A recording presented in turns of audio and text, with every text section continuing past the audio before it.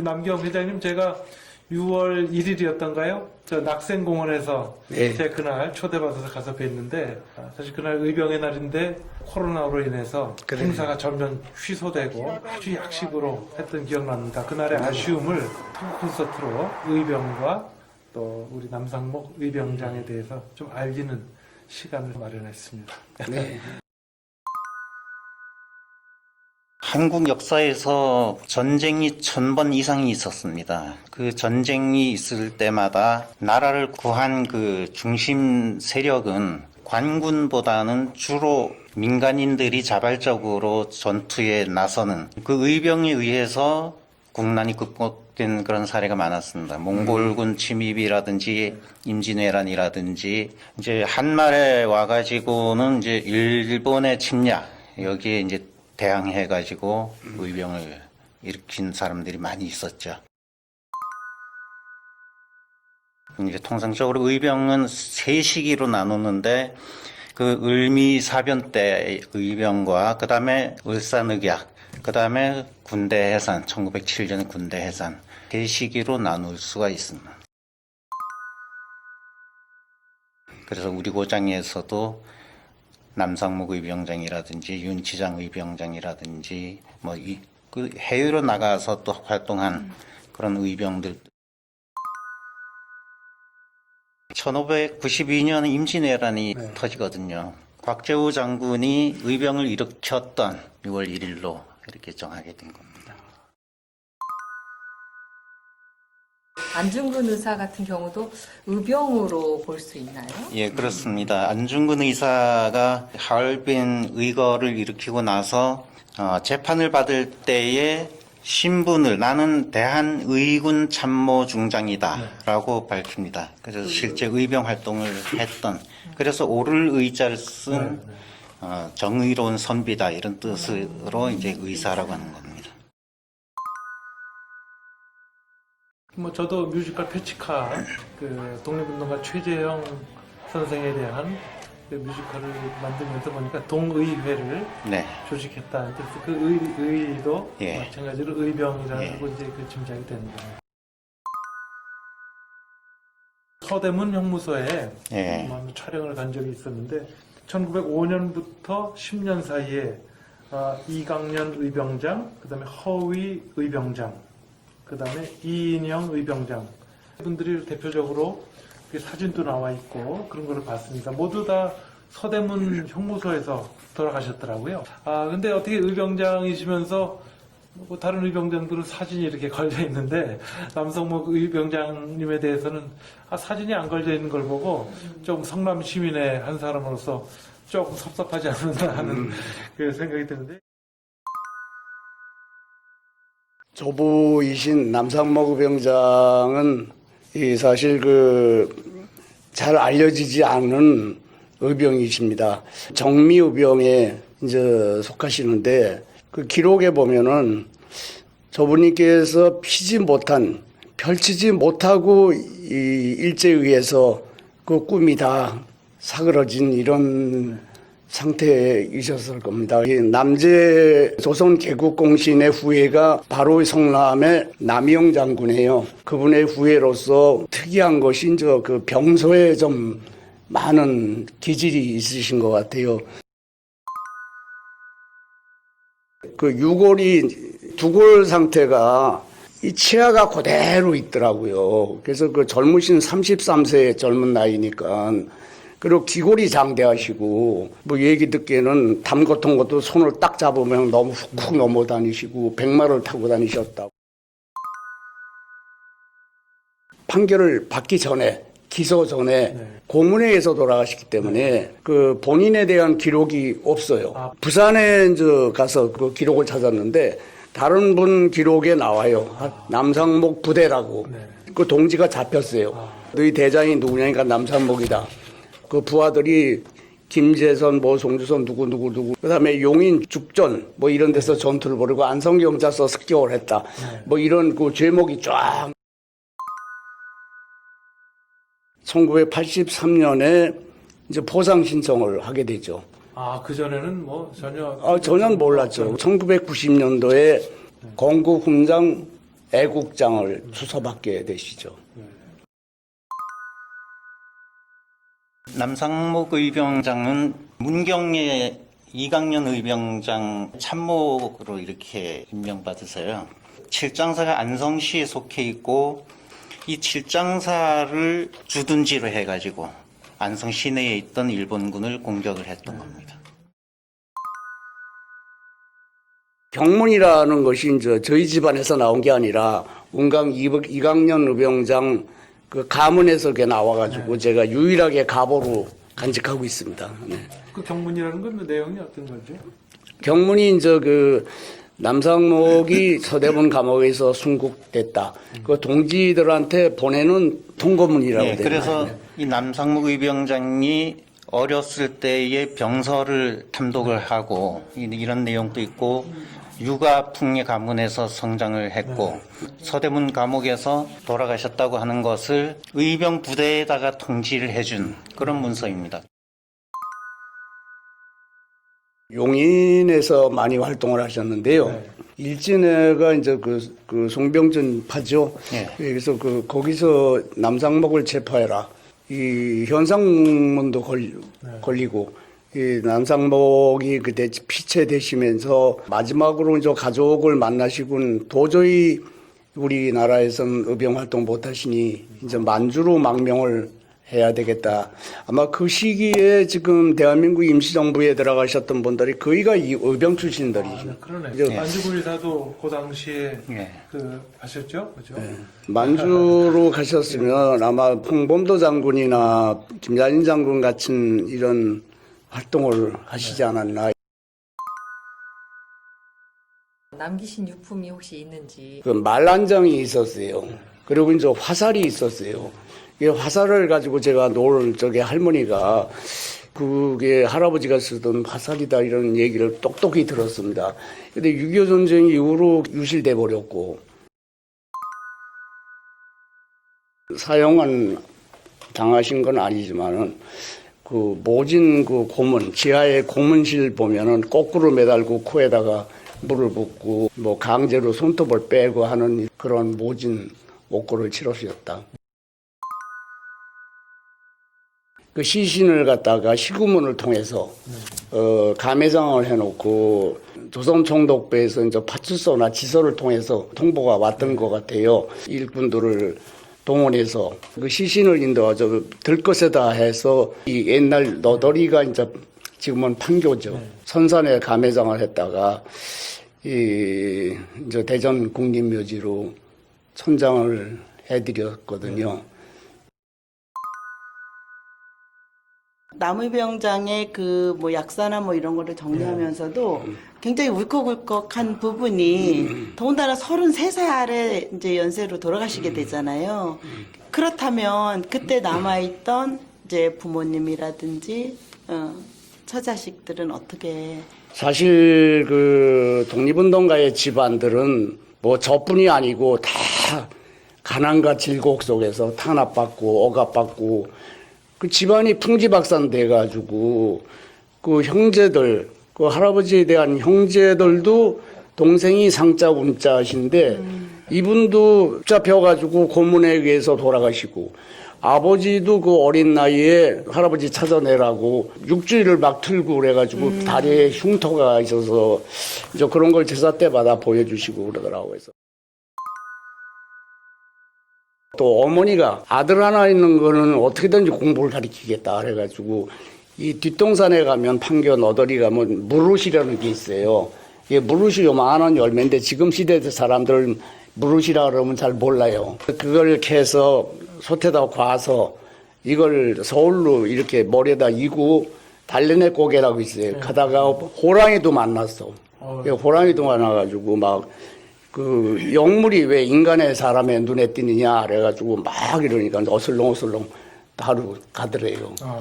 독립운동가들에 대한 웹툰 거기에 나온 예. 스토리들이 그 얘기가 예. 어머니가 무릇 장사하면서 손자를 공부 가리키고 한 그 장면이 나와서 눈시울이 뜨겁더라고요. 이웃집에 가서 뭐를 청했더니 이 독립운동가들 자손 도와주면은 일제 숙령들한테 불화가 생기니까 예. 대놓고 도와주지도 못하고 참 미안하다고 이렇게 하는 그 장면이 저도 좀 짠했습니다.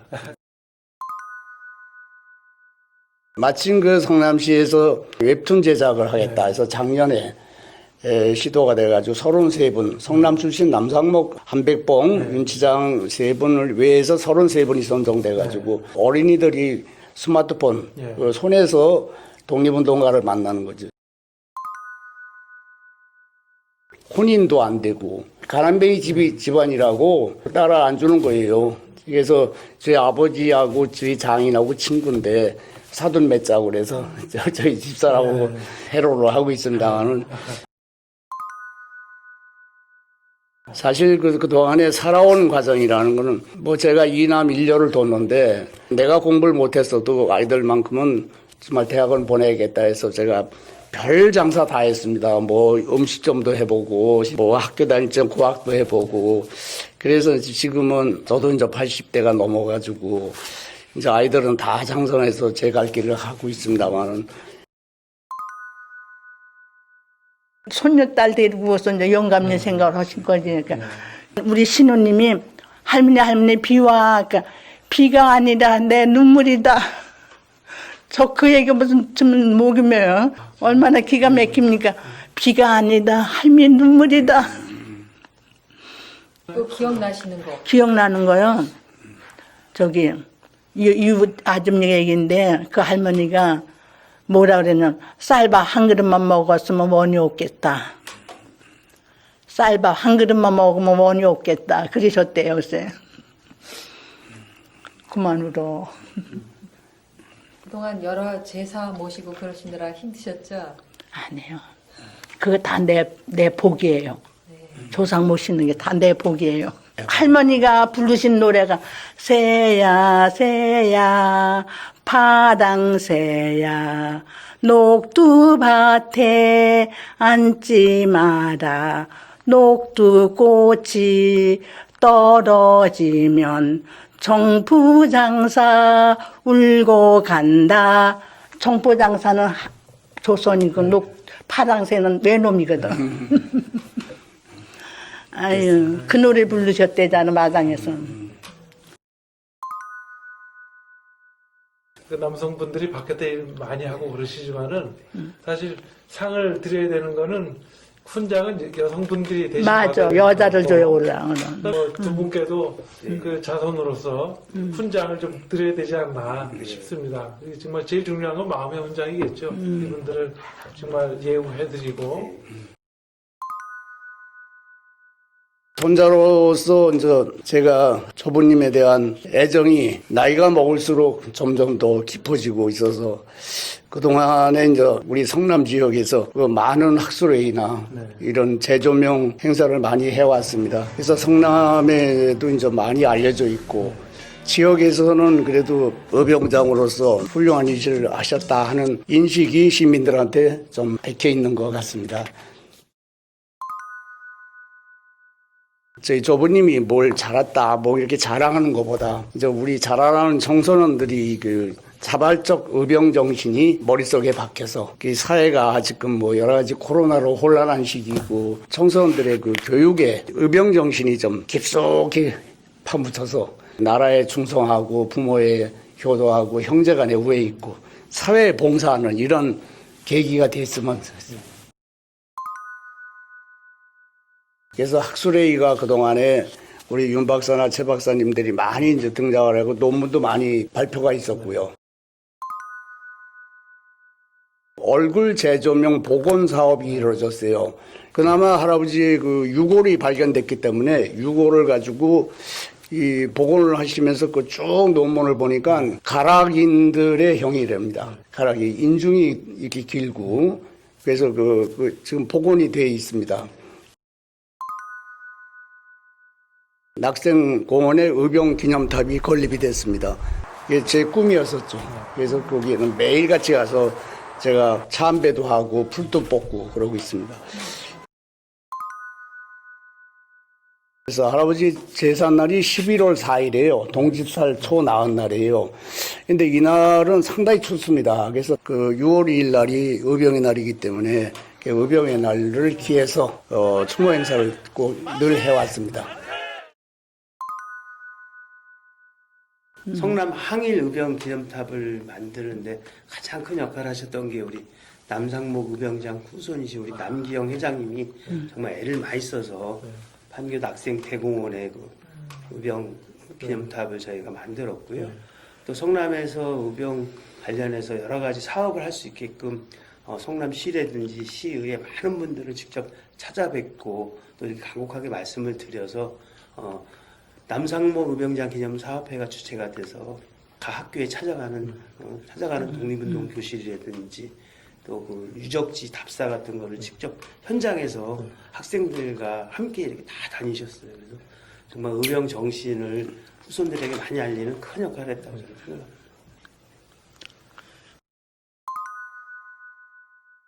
저도 그 프로그램에 가서 강연을 해봤거든요. 그러셨군요. 근데 초등학생들이 되게 좋아해요.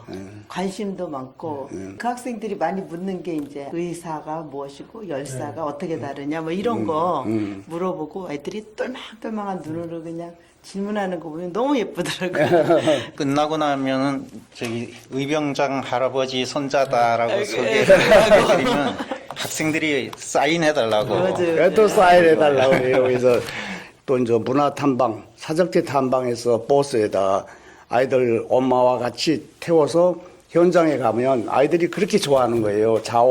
자연과 만나고 또 이제 그 친구들하고 이렇게 같이 어울려지고 그러니까 그 가서 귀도 쫑긋 덕에 해설사 선생님이 하는 얘기 잘 듣고 그게 상당히 그 성과가 좋더라고요. 기념사업회 회장은 남이 하는 거지 자손이 하는 건 아니거든요. 그래서 제 소원은 빨리 다른 분이 좀 맡아서 제가 죽고 없더라도 이어져 나갈 수 있게 이렇게 하는 것이 제가 바람입니다. 신뢰나 덕망 이런 것들이 선행되지 않고서는 이분 의병장들이 아무리 나서서 이렇게 함대를 따랐겠나. 이 많은 의병장들이 계신데 지금 우리 현대에는 과연 몇 분의 의병장들이 우리 사회 곳곳에 계실지 한번 좀 자성을 하는 그런 그 시간도 좀 가졌으면 하는 마음으로 오늘 사실 토크호스트를 좀 준비했습니다. 항상 우리 나라가 위태롭고 어려울 때 일어난 사람들은 의병들이었단 말이에요. 그건 누가 시켜서 하는 게 아니잖아요. 그래요. 정말 자기들이 그야말로 자발적으로 분연히 일어나는 거잖아요. 그죠? 그런 어떤 정의로운 생각, 그죠? 그리고 옳은 생각. 그거 너무 훌륭한 것 같은데 그런 것들이 이제 좀 더 우리 사회의 어떤 그런 어떤 정신으로 피어났으면 좋겠다라고 하는 생각을 저는 오늘 아주 정말 굉장히 의미 있는 그렇지만 저희는 굉장히 흥미롭게 흥미롭게 지금 저희가 독립운동가 네. 의병에 관한 또 그다음에 그 남겨진 이런 가족들과 우리 사회에 남은 의무에 대해서 저희가 이제 논하고 있는데 이런 의병의 정신을 마음에 담아서 또 더 의로운 세상으로 거듭나기를 기대해 봅니다. 고맙습니다. 감사합니다. 수고하셨습니다. 울지 말아요, 울지 말아요. 내가 먼저 간다고. 그대들의 배웅만 받고 가니 그저 미안해서 돌아볼 수가 없어요.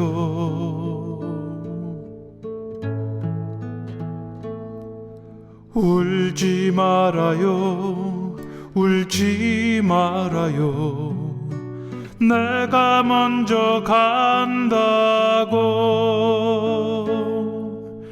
자꾸 울면 흘러넘치는 강물이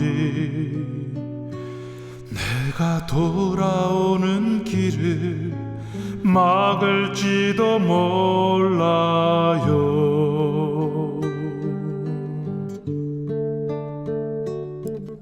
울지 말아요, 듯이 내 이름 불러봐요. 천천히 소리내서 그대들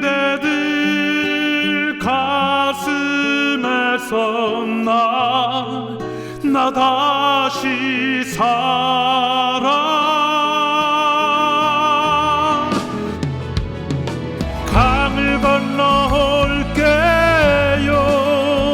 아침이 되어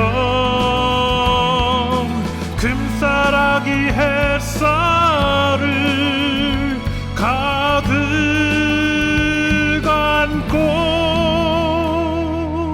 와서 기억의 텃밭에 따뜻한 흙이 될게요.